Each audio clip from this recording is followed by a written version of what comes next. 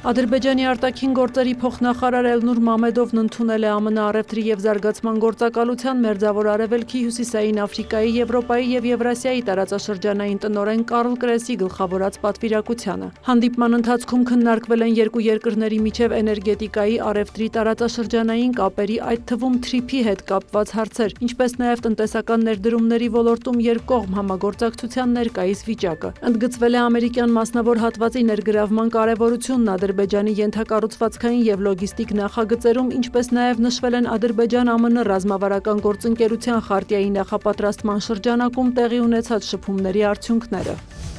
Սիրիական բանակը հայտարարել է, որ Հալեպի քրդական թաղամասերում բոլոր ռազմական գործողություններն ավարտվել են և բնակիչները կարող են անվտանգ վերադառնալ իրենց տներ։ Կյանքը Հալեպում սկսել է վերադառնալ բնականոն ընթացքին։ Հունվարի 11-ին Սիրիայի դեմոկրատական ուժերի զինյալները դուրս են եկել Հալեպից։ Ըստ քրդական ուժերի ղեկավարի հրադադարի և զինյալների ու քաղաքացիական անձանց ապահով տեղափոխման որոշումը կայացվել է միջազգային միջնորդության շնորհիվ։ Զինյալները և քուրդ խաղաղ բնակիչները տեղափոխվել են Սիրիայի հյուսիս-արևելք, որի մեծ մասը գտնվում է քրդերի վերահսկողության տակ։ Հալեպում վերջին օրերին տեղի ունեցած բախումների հետևանքով 24 մարդ է զոհվել, գրեթե 130-ը վիրավորվել, շուրջ 150 000 մարդ տեղահանվել էր։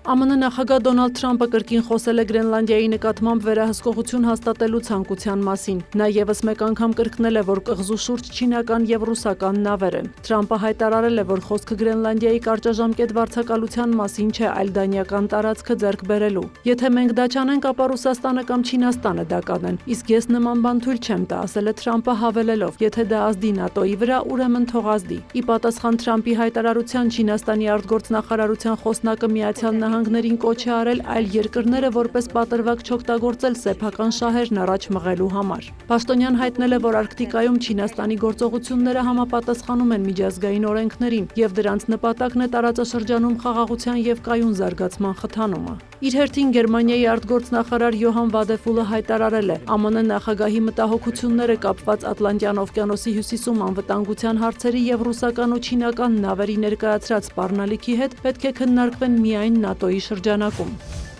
ՆԱՏՕ-ի գլխավոր քարտուղար Մարկ Ռյուտեն էլ հայտարարել է, դաշինքի անդամ երկրները քննարկում են Արկտիկան անվտանգ պահելու քայլերը։ Իսկ Եվրամիությունն ըստ Եվրահանձնաժողովի նախագահ Ուրսուլա ֆոն դեր Լայենի պլանավորում է կրկնակի ավելացնել Գրենլանդիայի համար հատկացումները և 2028 թվականից սկսած 7-ամյա ժամանակահատվածում կղզուն կհատկացնի 530 միլիոն եվրո։